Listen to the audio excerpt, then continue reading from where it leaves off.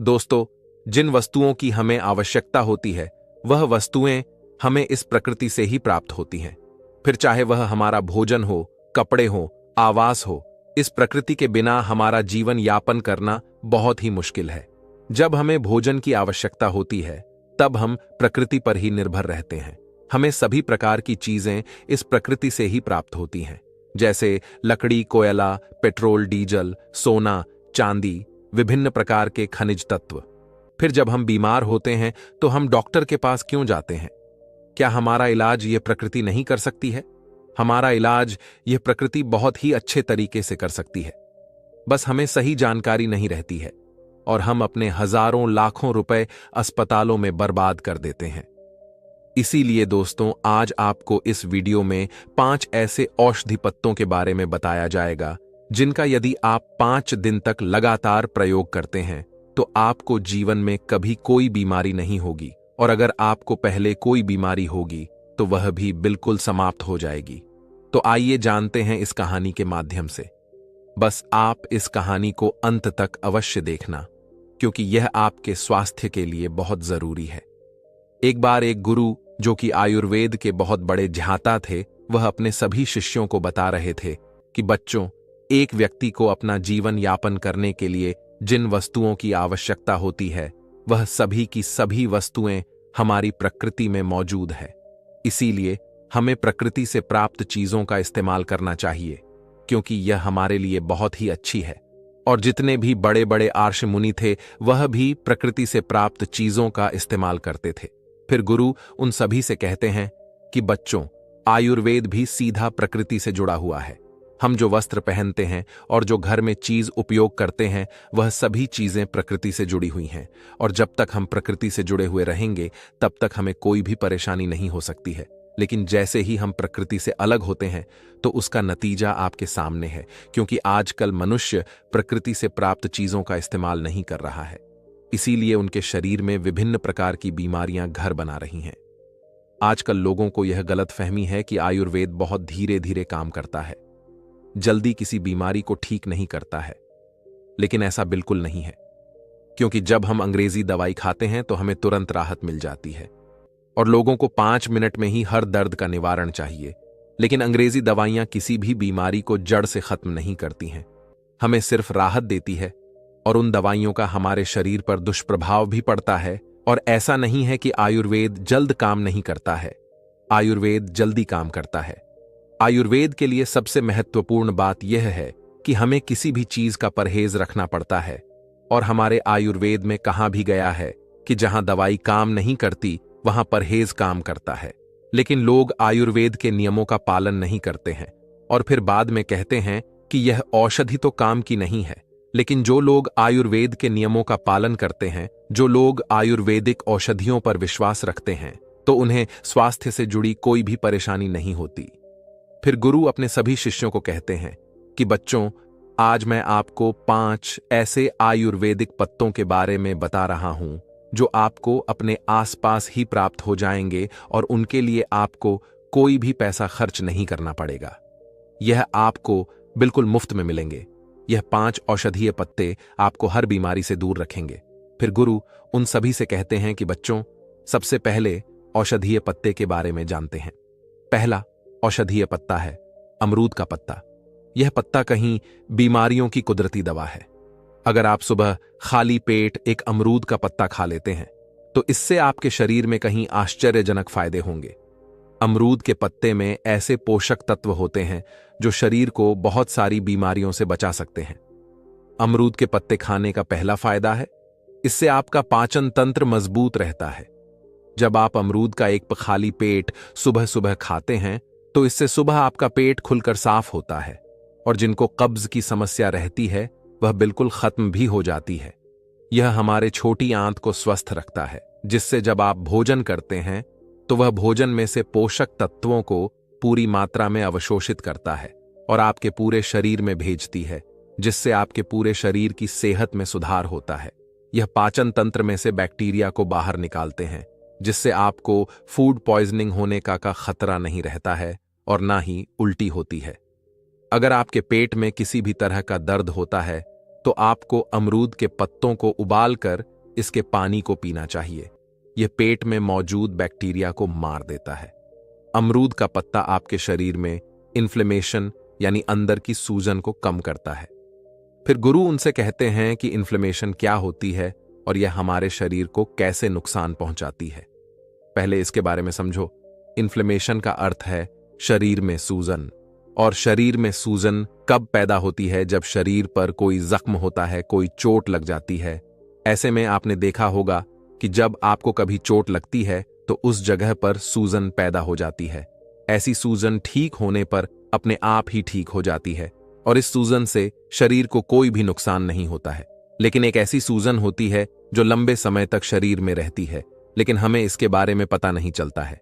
इसके लक्षण भी हमें दिखाई नहीं देते हैं क्योंकि इसके लक्षण हमें समझ नहीं आते हैं और लंबे समय तक शरीर में रहने वाली यह सूजन हमारे लिए नुकसानदायक होती है। लेकिन आम लोग इसके बारे में नहीं जानते हैं। वह सिर्फ डॉक्टर या वेद ही बता सकते हैं। यह सूजन कई कारणों से हो सकती है, जैसे बीड़ी सिगरेट पीने से, मोटापे की वजह से, शराब पीने से, तनाव के कारण, शरीर में किसी अंदरूनी चोट लगने से, पाचन तंत्र में खराबी होने से, लंबे समय तक प्रदूषण में रहने से। अगर आपके शरीर में सूजन लंबे समय तक रहती है तो यह आपके शरीर की हेल्दी कोशिकाओं को नुकसान पहुंचाना शुरू कर देती है। इससे आपके अंदरूनी अंगों को भी नुकसान होना शुरू हो जाता है, जिससे शरीर में बहुत सारी बीमारियां होती हैं, जैसे cancer, heart attack, arthritis, diabetes, asthma. लेकिन अमरूद का एक पत्ता आपको इन सभी बीमारियों से दूर रखता है क्योंकि इसमें ऐसे एंटीऑक्सीडेंट होते हैं जो शरीर की सूजन को कम करते हैं। इसके अलावा अमरूद का पत्ता आपके वजन को भी कम करता है। अमरूद के पत्ते शरीर में शुगर को बढ़ने से रोकते हैं और आपके शरीर में एक्स्ट्रा फैट को नहीं बढ़ने देते हैं, जिससे आपको वजन कम करने में सहायता मिलती है। अमरूद के पत्ते डायबिटीज को बिल्कुल खत्म कर देते हैं। इनको खाने से खून में शुगर का लेवल कम होता है और कार्बोहाइड्रेट को ग्लूकोज में बदलने से रोकते हैं। इसके अलावा यह दिल की बीमारी से भी हमें बचाता है। अमरूद के पत्ते कोलेस्ट्रॉल को कम करते हैं, ब्लड प्रेशर को कम करते हैं और हार्ट रेट को भी कम करते हैं, जिससे दिल से संबंधित कोई भी बीमारी नहीं होती है और आप हार्ट अटैक के खतरे से बच जाते हैं। इसके साथ ही यह पत्ता आपकी आंखों की रोशनी के लिए भी बहुत उपयोगी है। इसमें विटामिन ए काफी ज्यादा मात्रा में होता है जो मोतियाबिंद को रोकता है और उम्र के साथ आंखों की रोशनी को कम होने से बचाता है।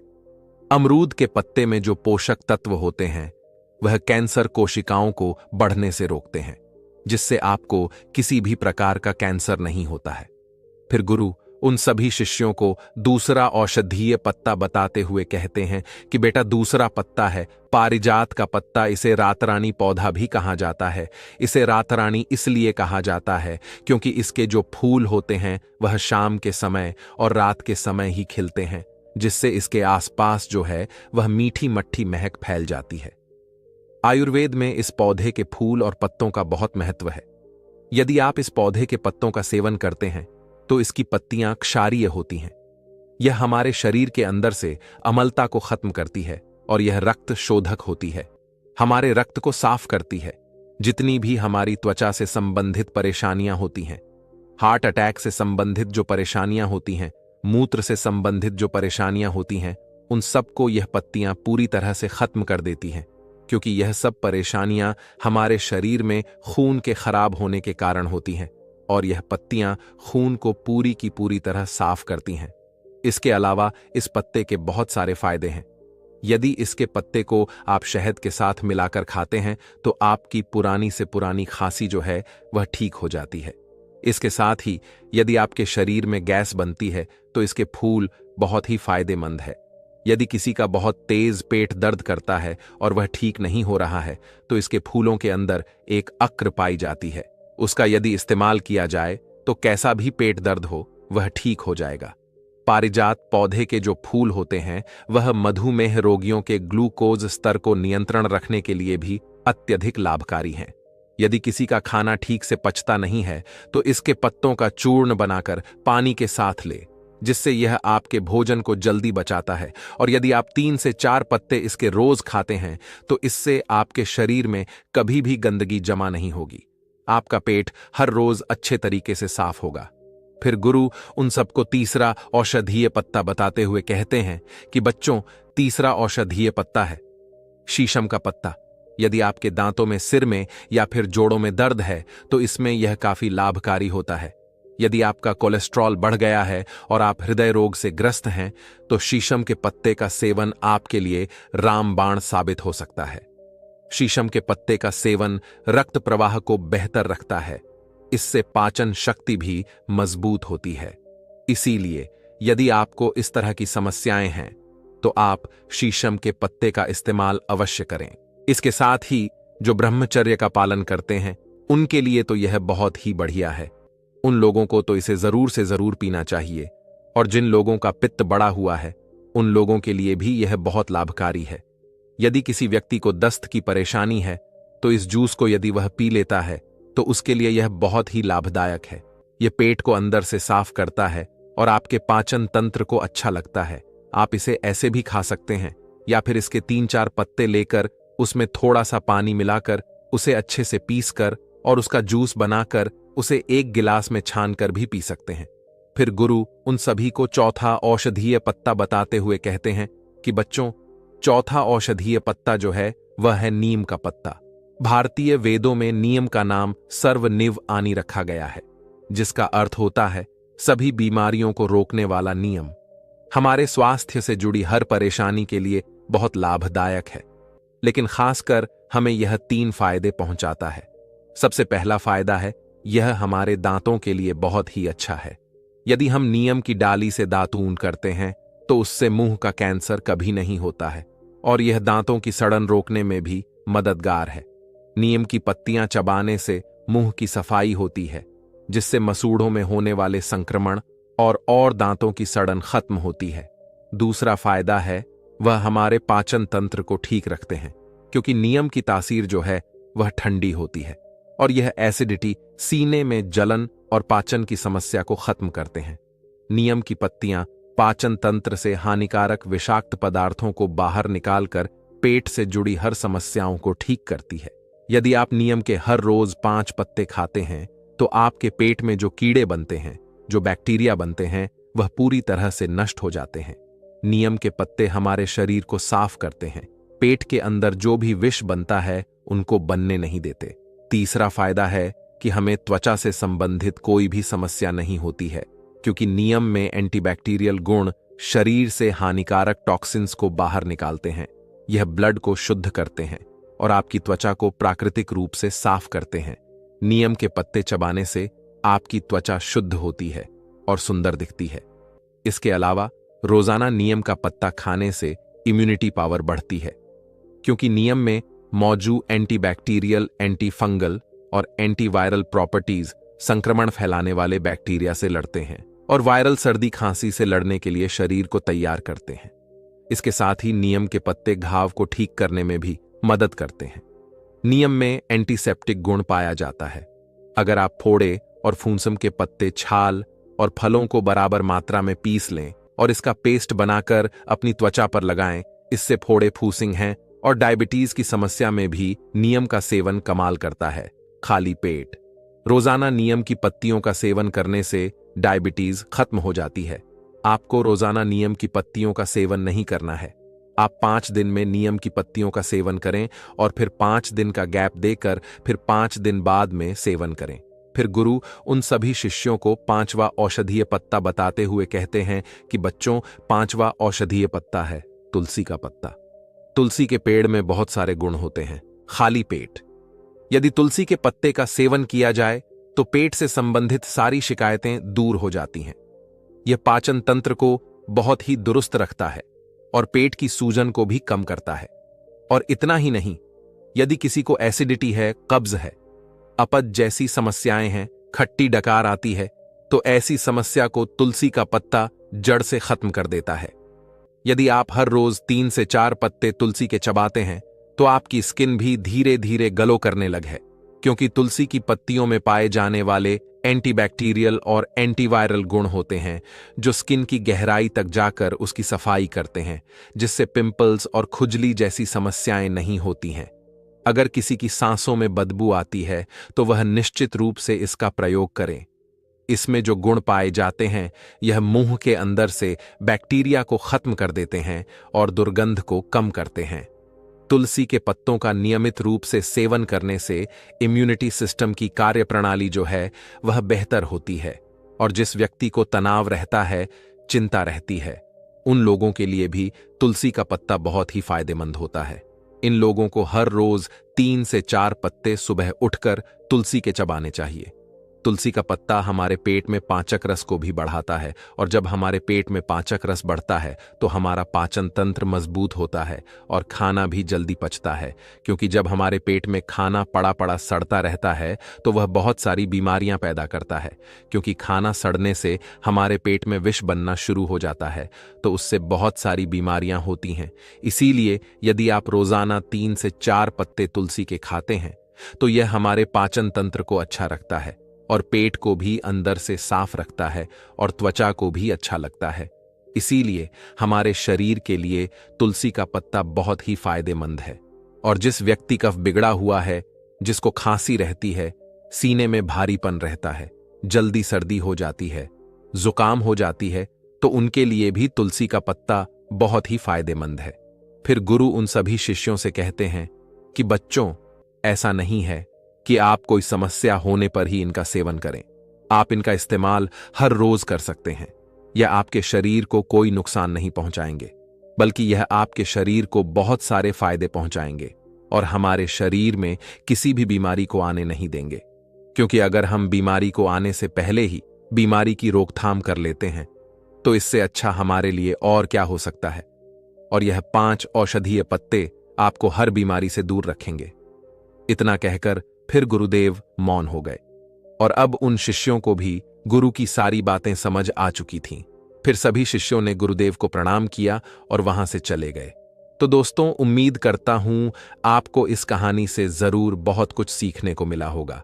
ये कहानी आपको कैसी लगी हमें कमेंट बॉक्स में कमेंट करके जरूर बताएं, और इस वीडियो को लाइक भी जरूर करें, और साथ ही इस वीडियो को अपने दोस्तों के साथ जरूर शेयर करें ताकि उन्हें भी इस कहानी से कुछ सीखने को मिल सके। दोस्तों, आजकल आधे से ज्यादा लोग हमेशा बीमारियों से घिरे रहते हैं। वह अपना खूब इलाज करवाते हैं, अस्पतालों में खूब पैसे बर्बाद करते हैं, लेकिन इसके बाद भी उन्हें कोई लाभ प्राप्त नहीं होता है। वह खूब सारी औषधियां भी लेते हैं, लेकिन वह औषधियां भी उनके लिए उपयोगी नहीं रहती हैं। इसी कारण वह तनाव की स्थिति में आ जाते हैं।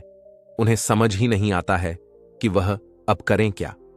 लेकिन दोस्तों, क्या कोई एक ऐसी औषधि हो सकती है जिसको लेने पर जीवन में कभी कोई रोग ही ना हो और वह हमारे पूरे शरीर पर कार्य कर जाए?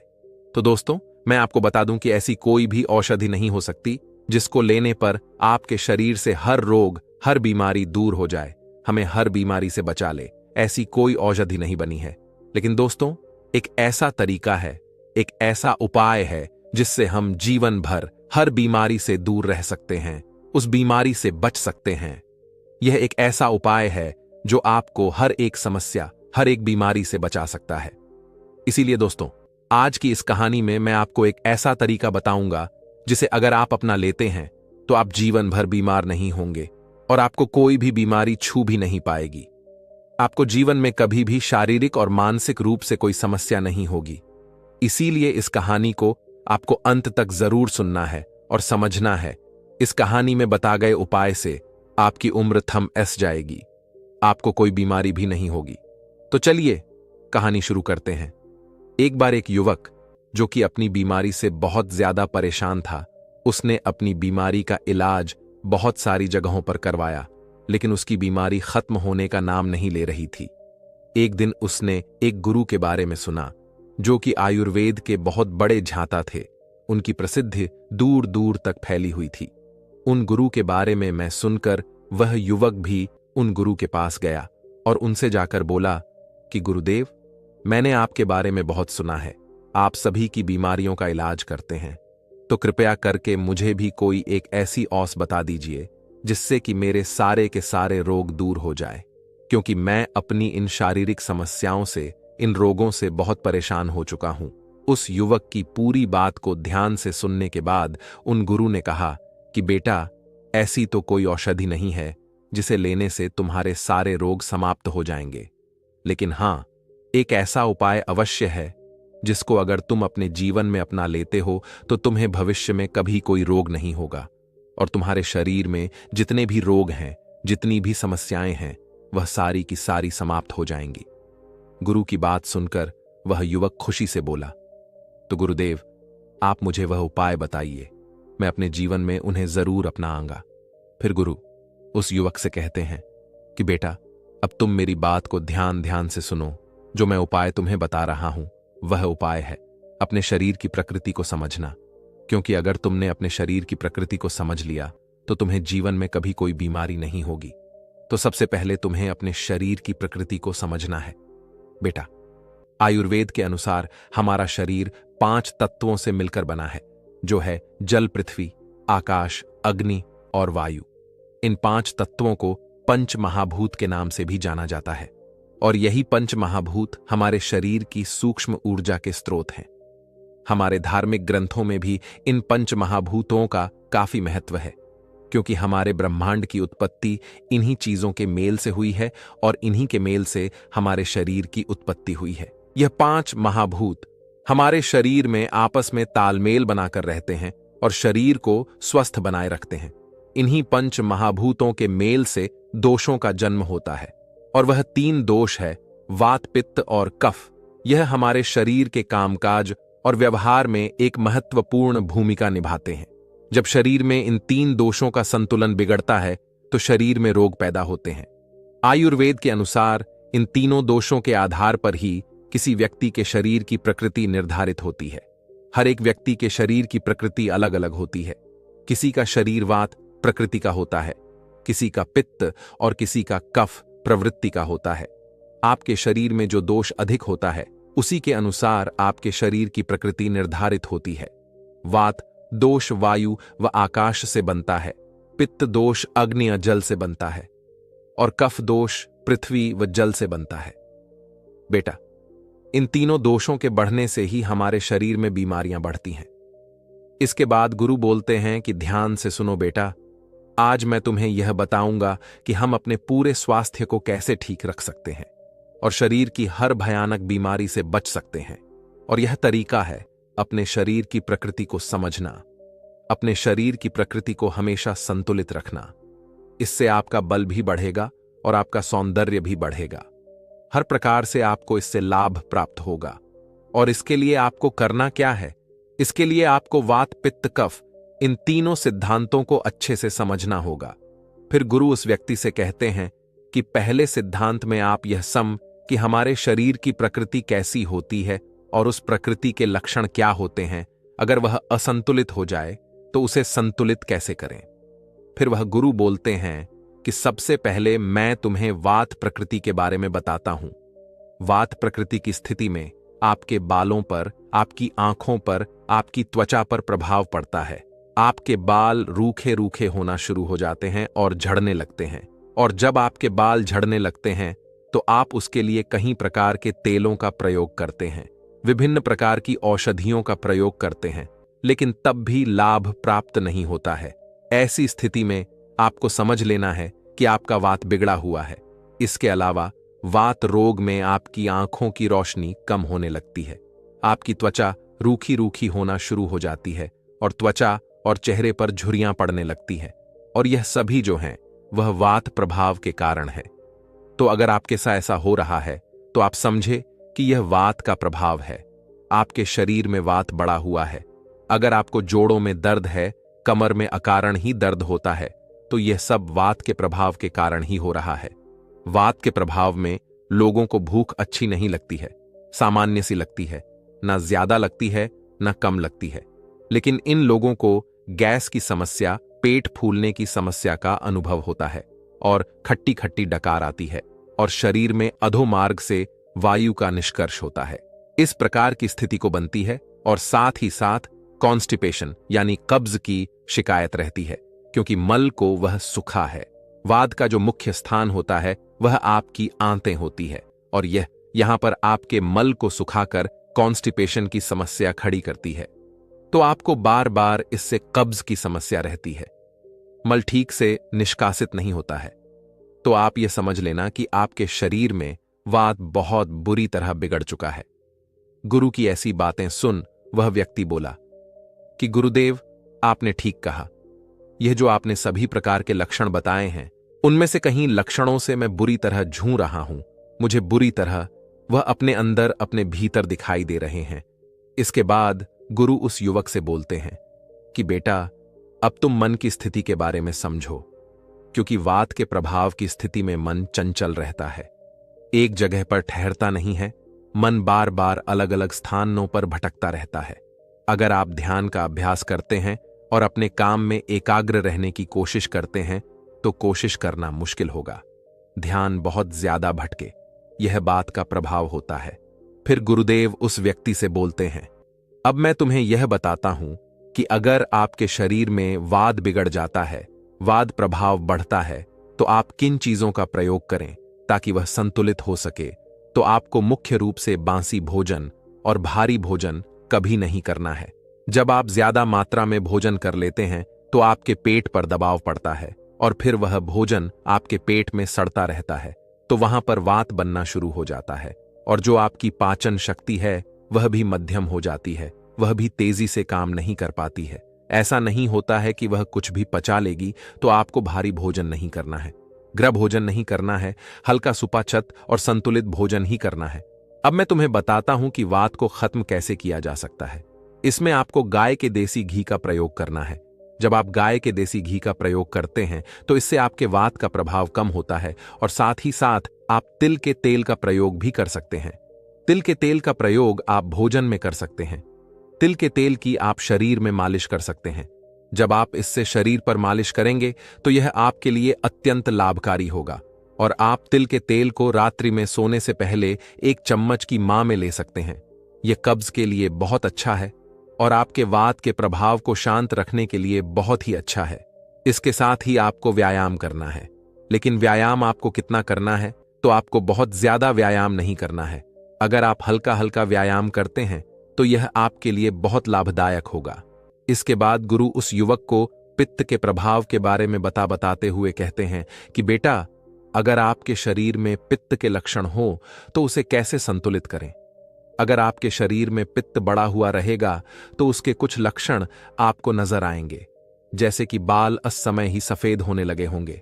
वात की स्थिति में बाल झड़ते हैं तो पित्त की स्थिति में बाल सफेद होते हैं। अगर आपके बाल सफेद हो रहे हैं तो समझ जाइए कि पित्त का प्रभाव जो है वह बढ़ चुका है। चेहरे पर कील मुहां से फोड़े फंसे की समस्या और पिंपल की समस्या होने लगती है। इसीलिए अगर आपके शरीर में पित्त की प्रवृत्ति बढ़ी हुई है तो आपको ज्यादा मिर्च मसाले वाला भोजन का प्रयोग नहीं करना है, क्योंकि यह चीजें आपके लिए बहुत नुकसानदायक होती हैं।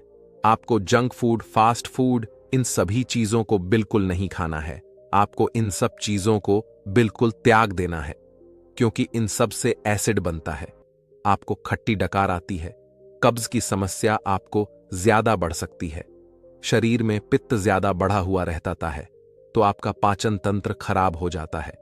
तो ऐसे में आपको सबसे पहले ध्यान देना होगा। आहार में आपको अपने आहार का ध्यान रखना होगा। आपको एसिडिक चीजों का प्रयोग कम से कम करना होगा और क्षारीय चीजों का प्रयोग आपको ज्यादा करना होगा। अगर आप अम्लीय चीजें ज्यादा खाएंगे तो आपके शरीर में जो पित्त बढ़ा हुआ है वह और भी ज्यादा बढ़ जाएगा, जिससे समस्याएं और भी ज्यादा बढ़ेंगी। अगर आप अम्लीय चीजों की जगह क्षारीय चीजों का ज्यादा प्रयोग करेंगे, जैसे कि हरी सब्जियां, फल फूल आपको ज्यादा खाने हैं, नारियल पानी पीना है, जूस पीना है, जैसे पेटे का जूस, लौकी का जूस पीते हैं। अगर आप इन चीजों का प्रयोग करते हैं तो आपको जो पित्त की समस्या है वह बहुत जल्दी ठीक होना शुरू हो जाएगी। अगर आपको शुगर की समस्या है तो वह भी बहुत जल्दी ठीक होना शुरू हो जाएगी। इस समस्या में आपको अम्लीय चीजें नहीं खानी है और क्षारीय चीजों का ज्यादा प्रयोग करना है। फिर गुरु उस युवक से कहते हैं कि बेटा, जिन लोगों के शरीर में पित्त की प्रवृत्ति बढ़ी रहती है उनकी मानसिक स्थिति कुछ ऐसी होती है कि उनको बहुत ज्यादा गुस्सा आता है, उनको छोटी छोटी चीजों पर ही बहुत ज्यादा गुस्सा आने लगता है। तो अगर आपको भी बहुत ज्यादा गुस्सा आता है तो समझ लीजिए कि आपके शरीर में पित्त की प्रवृत्ति जो है वह बढ़ चुकी है। इसके बाद वह गुरु उस युवक से कहते हैं कि बेटा, इस प्रवृत्ति को कैसे ठीक करना है उसके बारे में समझो। इसका सीधा सा उपाय है गाय का मक्खन। अगर आप गाय के मक्खन का प्रयोग करते हैं तो यह बहुत ही अच्छा होगा। गाय के घी, गाय के माखन में आप मिश्री डालकर इसका प्रयोग कर सकते हैं, तो यह आपके लिए बहुत ही फायदेमंद होगा। साथ ही साथ आपको अधिक फल और सब्जियों का प्रयोग करना है। इसके अलावा आपको व्यायाम में कुंजल क्रिया करनी है, यानी कि आपको पर्याप्त मात्रा में 3 से 4 गिलास गुनगुना पानी पीना है। इसके बाद पानी को वापस अपने पेट से बाहर निकालना है। आप उस प्रक्रिया को अपने मुंह के अंदर अंगुली डालकर वापस निकाल दीजिए। ऐसा करने से आपके शरीर में जितना भी पित्त है वह बाहर आ जाता है। इसके अलावा आपको ध्यान का अभ्यास और योग का अभ्यास करना है। इससे आपका मन शांत रहता है और गुस्सा कम आता है, और मानसिक स्थिति जब शांत होती है तो पाचन पर भी इसका अच्छा प्रभाव पड़ता है। इसके अलावा अगर आपको अल्सर जैसी समस्याएं हैं तो आप समझे कि आपका पित्त बढ़ा हुआ है, लेकिन जब आप इन सब नियमों का पालन करेंगे तो आपके शरीर से सारी बीमारियां दूर हो जाएंगी। इसके बाद गुरु उस युवक से कहते हैं कि बेटा, अब बात करते हैं कि कफ प्रवृत्ति के क्या लक्षण होते हैं। कफ प्रकृति को एक अच्छी प्रकृति माना जाता है। इसमें त्वचा बहुत अच्छी रहती है। इसमें आपकी त्वचा, आपकी आंखें, आपके बाल सब कुछ अच्छे रहते हैं। आपका पाचन भी ठीक रहता है। बहुत ज्यादा भूख भी नहीं लगती है, लेकिन सामान्य भूख लगती है। लेकिन आप यह समझे कि जो आपकी कफ प्रकृति है उसमें आप जो कुछ भी खाएंगे उससे आपका वजन बहुत तेजी से बढ़ेगा और आपके शरीर में बलगम बढ़ेगा। खांसी जुकाम की समस्या आपको ज्यादा रहेगी, और बलगम से होने वाली जो भी बीमारियां हैं जैसे कि डायबिटीज इत्यादि। इसीलिए जिन व्यक्तियों को कफ की प्रवृत्ति बढ़ी हुई है तो उनको अपने आप को सक्रिय रखना चाहिए, जीवन शैली में अच्छा सुधार करना चाहिए। अगर वह ऐसा नहीं करते हैं और निष्क्रिय रहते हैं, आलस से भरपूर रहते हैं, कोई शारीरिक गतिविधि नहीं करते हैं, किसी तरह की मेहनत का काम नहीं करते हैं, तो ऐसी स्थिति में उनकी कफ प्रवृत्ति और भी अत्यधिक बढ़ जाएगी। जिन व्यक्तियों की कफ प्रवृत्ति बढ़ी हुई रहती है उनकी मानसिक स्थिति शांत रहती है, वह शांत रहते हैं, उनका मिलनसार स्वभाव रहता है। आपको अपनी कफ प्रकृति को संतुलित करने के लिए सक्रिय रहना होगा, और आपको घी, तेल और फैट वाली चीजों का प्रयोग बिल्कुल नहीं करना है। आपको तेल में तली हुई चीजों को बिल्कुल नहीं खाना है, क्योंकि इससे आपका और भी ज्यादा फैट बढ़ेगा। अगर आप फैट वाली चीजें लेंगे तो इससे आपको नुकसान देखने को मिलेंगे, आपका वजन बढ़ जाएगा। इसीलिए अगर आपके शरीर में ऐसे लक्षण दिखाई दें, ऐसे लक्षण नजर आए, तो आप यह समझे कि आपका कफ बढ़ा हुआ है।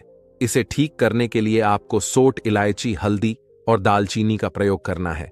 अगर आप इस प्रकार की चीजों का प्रयोग करते हैं तो आपका कफ प्रभाव जो है वह कम होता है। इसके बाद गुरु उस युवक से कहते हैं कि बेटा, आपको इस स्थिति में व्यायाम अधिक करना है। ऐसा व्यायाम करना चाहिए जिससे कि आपके शरीर से पसीना निकले, जिससे कि आपको थकान का अनुभव हो। इसके लिए आप एक्सरसाइज कर सकते हैं, दौड़ लगा सकते हैं। इस तरह के व्यायाम करने से आपकी प्रवृत्ति जो है वह ठीक रहेगी। साथ ही साथ आपको हफ्ते में 1 दिन का उपवास भी रखना होगा। ऐसा करने से कफ प्रवृत्ति बहुत ही जल्दी से ठीक हो जाती है। फिर गुरु युवक से कहते हैं कि बेटा, जब हमारे शरीर में यह तीनों प्रवृत्तियां ठीक होती हैं तो हमारे शरीर में कभी कोई बीमारी नहीं होती है। इसीलिए तुम्हें बस अपने इन तीनों दोषों को संतुलन में रखना है। उसके बाद उस व्यक्ति को सभी बीमारियों की जड़ समझ में आ गई थी, और साथ ही उसे अपनी सभी बीमारियों को ठीक करने के उपाय भी मिल गए थे। और अब उस व्यक्ति ने गुरुदेव को धन्यवाद दिया और उस जीवन शैली को अपने जीवन में लागू करने का प्रण लिया, और फिर वहां से गुरुदेव से आज्ञा लेकर चला गया। तो दोस्तों, उम्मीद करता हूं आपको इस कहानी से जरूर बहुत कुछ सीखने को मिली होगी। ये कहानी आपको कैसी लगी हमें कमेंट बॉक्स में कमेंट करके जरूर बताएं, और इस वीडियो को लाइक भी जरूर करें, और साथ ही इस वीडियो को अपने दोस्तों के साथ जरूर शेयर करें। दोस्तों, एक गुरुदेव जो कि आयुर्वेद के बहुत बड़े झांता थे, वह अपने शिष्य को उपदेश देते हुए पूछते हैं कि बच्चों, क्या आपको पता है कि हमें हमारे शरीर में जमी गंदगी को बाहर निकालना कितना जरूरी है? आज हम इसी बारे में चर्चा करेंगे कि अधिकांश लोग तो अपने शरीर को अंदर से साफ ही नहीं करते। तो आज इसी के बारे में महत्वपूर्ण शिक्षाएं मैं आप सभी को देने वाला हूं। यदि आप स्वस्थ रहना चाहते हैं, बिना रोगों के जीवन जीना चाहते हैं, तो आपको अपने शरीर की अंदर से साफ करना बेहद जरूरी हो जाता है। फिर एक शिष्य वहां से उठकर गुरुदेव से पूछता है कि गुरुजी, आप हमें शरीर को साफ रखने के लिए क्या क्या वह प्रक्रिया है, क्या वह नियम है, वह बताइए। और शरीर को अंदर से साफ रखने से इनके क्या क्या फायदे हैं और ना रखने पर क्या क्या नुकसान हो सकते हैं, किन किन बीमारियों का हमें सामना करना पड़ सकता है, वह भी आप हमें विस्तार में कृपया बताएं। शिष्य के प्रश्नों को सुनकर गुरुदेव हल्के से मुस्कुराते हैं और कहते हैं कि बच्चों, सबसे पहले तो आपको यह समझना है आपके शरीर में गंदगी जमती कैसे है और इसके वजह से अनेकों रोग लग सकते हैं। तो कौन कौन सी बीमारियां हो सकती हैं उसके बारे में हम जानेंगे। फिर जानेंगे कि हम अपने शरीर के भीतर की गंदगी को साफ कैसे करें, शरीर को अंदर से साफ और स्वस्थ कैसे रखें। तो सबसे पहले तो यह जानना जरूरी है, जब आप कुछ खाते हैं तो उसका बॉडी में जाकर होता क्या है। तो वह खाना आपके पेट में जाता है, जहां पे वह टूटता है, फिर आपकी आंतों में जाता है, फिर आखिर में वह वेस्ट बनकर शरीर के बाहर निकल आता है। तो यहां पर समझने की बात यह है कि आपको क्या लगता है कि हर खाने को इस प्रक्रिया से गुजरने में सेम समय लगता है। तो इसका जवाब है नहीं, फलों को गुजरने में लगते हैं लगभग 3 घंटे। 1 घंटा आपकी पेट में, 1 घंटा स्मॉल इंटेस्टाइन में और 1 घंटा लार्ज इंटेस्टाइन में, और वहीं पर सब्जियों को लगते हैं लगभग 6 घंटे। क्या आप जानते हैं कि अनाज जैसे कि रोटी, चावल, दालों आदि को कितना टाइम लगता है? लगभग इस प्रोसेस में 18 घंटे लग जाते हैं। इसे पचने में, शरीर से बाहर निकलने में 18 घंटे लग जाते हैं। लेकिन यहां पर आपको समझना यह है कि जिस खाने में पानी जितना कम होता है, उसको शरीर से बाहर निकलने में उतना ही ज्यादा समय लगता है। अब अन्न को पाचन होने में लगते हैं 18 घंटे।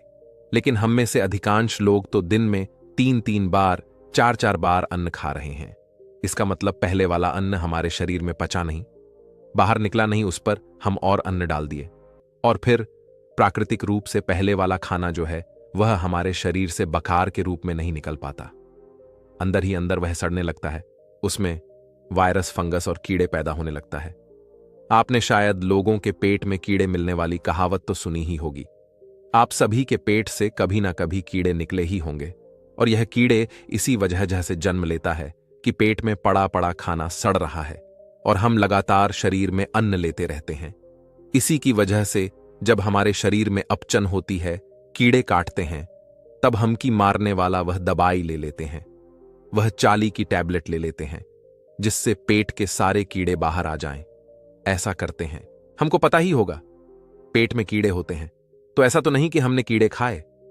तो वह कीड़े वहां तक पहुंचे कैसे? तो दरअसल वहां पर सड़ रहे पचे खाने के कारण पैदा होते हैं। तो आप जो खाते हैं आप वही होते हैं।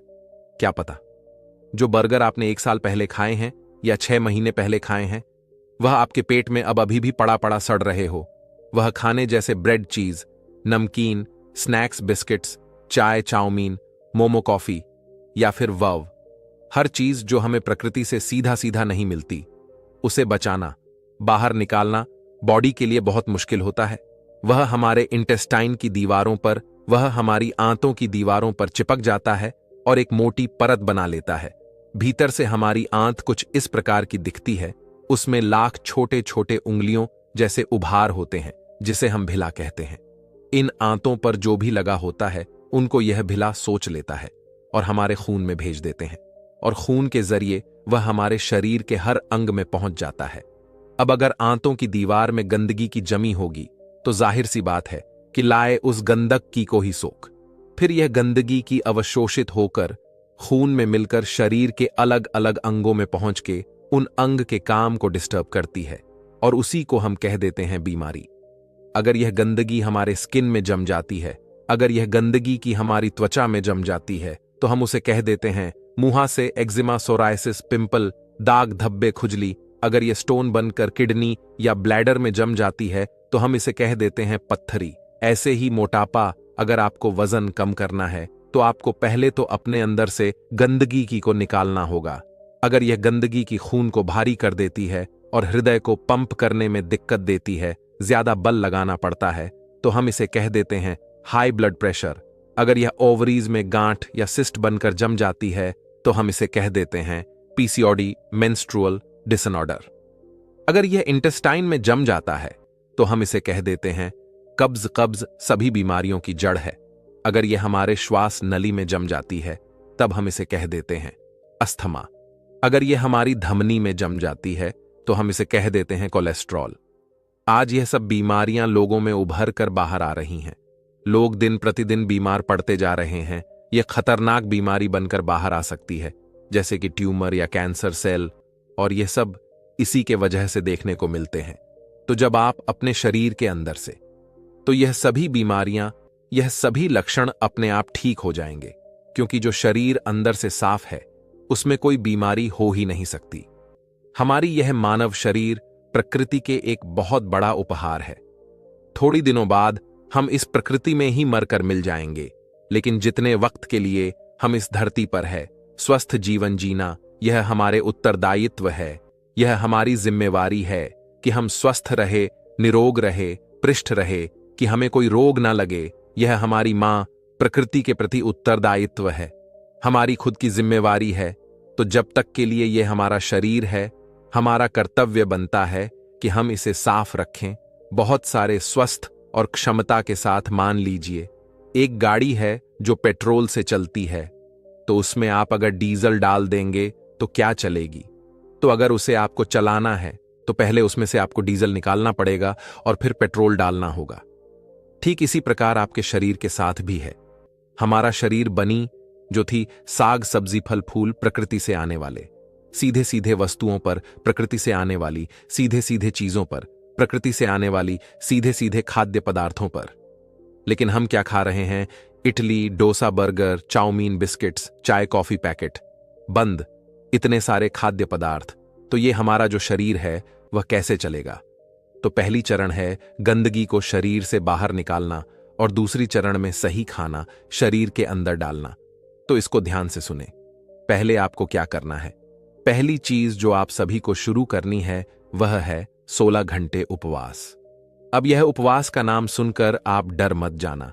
यह उतना भी मुश्किल नहीं है। जो शक्ति आपके अंदर से गंदगी की टॉक्सिन को निकालेगी, आपकी बीमारी ठीक करेगी, वजन को कम करेगी, वह शक्तियां आपके शरीर के अंदर ही बैठी हैं, ना कि किसी दवाई बोतल या इंजेक्शन में। तो जो डॉक्टर आपको ठीक करेगा वह आपके अंदर ही बैठा है। तो आप जब उपवास करते हैं तो आप उस डॉक्टर को अपने अंदर काम करने का वक्त देते हैं। और इसका प्रमाण है, जब आपकी हड्डी टूटती है तब इसका प्लास्टर लगता है, उसको एक जगह स्थिर रखने के लिए, उसे आराम देने के लिए। थोड़ी दिन बाद आपके वह हड्डी खुद ब खुदा तो नहीं कि उस प्लास्टर में कोई दबाई है।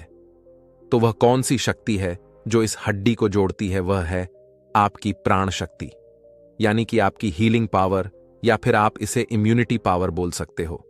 तो यह प्राण शक्ति बहुत शक्तिशाली है। आप ही सोचो, अगर यह आपकी हड्डी को जोड़ सकती है तो क्या यह आपके शरीर में बने पथरी या शिट को नहीं तोड़ सकती है? क्या यह अंदर जमी गंदगी नहीं निकाल सकती है? क्या यह diabetes, arthritis, blood pressure, cancer आदि को ठीक नहीं कर सकती? तो इसका जवाब है जरूर कर सकती है, क्योंकि प्राण शक्ति को पता नहीं होता है कि कौन सा बीमारी है। नाम तो हमने दिए हैं। जब हमारे प्राण शक्ति अपना इलाज करना शुरू करती है तो वह शरीर के हर एक बीमारी को ठीक कर देती है, सब कुछ ठीक कर सकती है। चाहे फिर वह बीमारी कहीं भी हो और कितनी भी पुरानी क्यों ना हो, उसे यह प्राण शक्ति ठीक कर देती है। अब आइए प्राण शक्ति का काम करने का तरीका जानते हैं। तो प्राण शक्ति एक बार में एक ही काम ढंग से कर सकती है। खाने को पचाने का काम, यानी डाइजेशन का काम, या फिर इलाज, यानी कि हीलिंग का काम। हम प्राण शक्ति को हीलिंग करने का मौका ही नहीं देते, उसे डिस्टर्ब करते रहते हैं। पता है कैसे? हमेशा खाते रहने से जैसे ही हम कुछ खाते हैं, प्राण शक्ति हीलिंग का काम रोक देती है और डाइजेशन का काम शुरू कर देती है। दुर्भाग्य, बस हम हमेशा ही खाते रहते हैं। नाश्ते में हम खाए ठुसुर करके ब्रेड के, वो डाइजेस्ट हुआ नहीं। लंच में हम चावल और दाल आई, वो डाइजेस्ट हुआ नहीं। डिनर में 2 रोटी हमने और डाल दी। तो इस तरह से प्राण शक्ति हफ्ते में 7 दिन डाइजेस्ट का ही काम करती रहती है और उसे हीलिंग का टाइम ही नहीं मिल पाता। अगर आप चाहते हैं कि प्राण शक्ति हीलिंग करें तो समय समय पर डाइजेशन को ब्रेक देना होगा। हम आपको सुझाव देते हैं कि आप रोज 16 घंटे का कम से कम ब्रेक दें। मान लीजिए आपने डिनर रात को 800 बजे खाया तो अगले दिन दोपहर 12 बजे तक कुछ मत खाइए।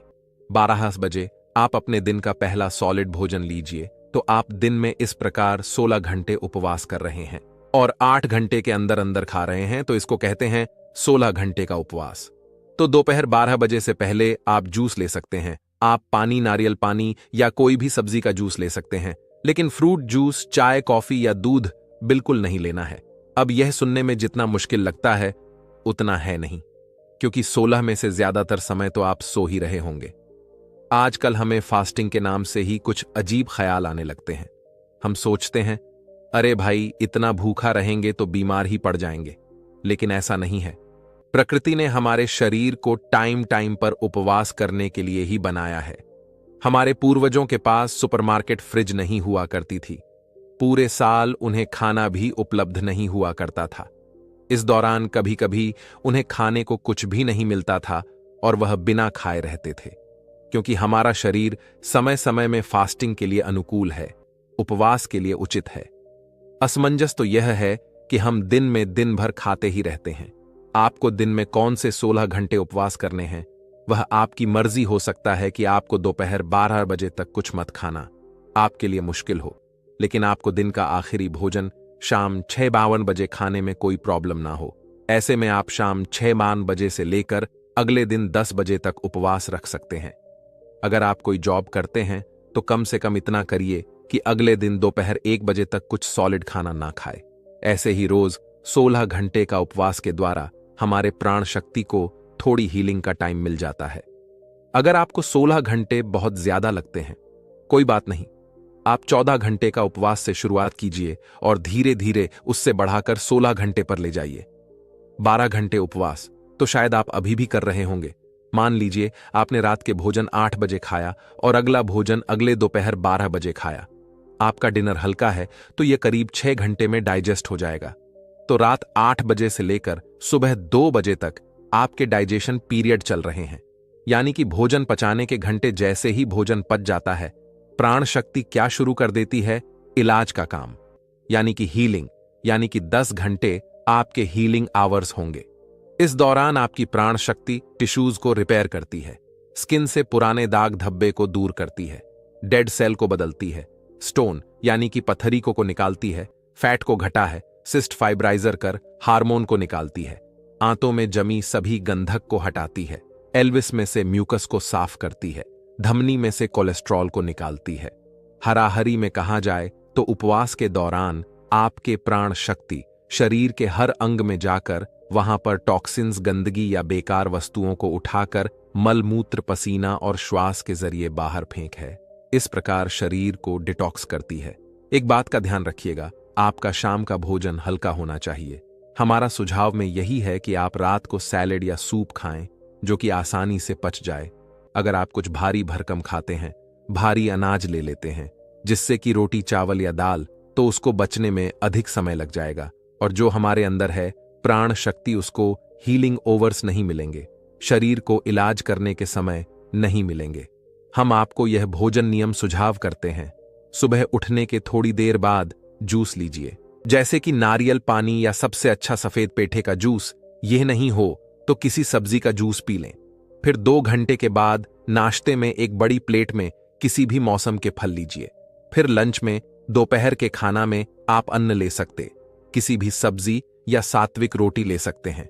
ध्यान रखें, अन्न कम से कम लेना है और सब्जी ज्यादा। और डिनर में आप शाम के भोजन में आप सात्विक सलाद या सात्विक जूस ले लीजिए। बीच में भूख लगे तो नारियल पानी या फिर कच्चे नारियल की कीड़ी लें। और साथ ही साथ एक बात का ध्यान रखना, कभी अधिक भोजन नहीं लेना, ओवर राइटिंग नहीं, ठीक है? यह मत सोचिए कि मैं तो हेल्दी खा रहा हूं तो कितना भी खा सकता हूं। खाना खाकर उठने से पहले पेट में थोड़ी जगह खाली हमेशा रखना।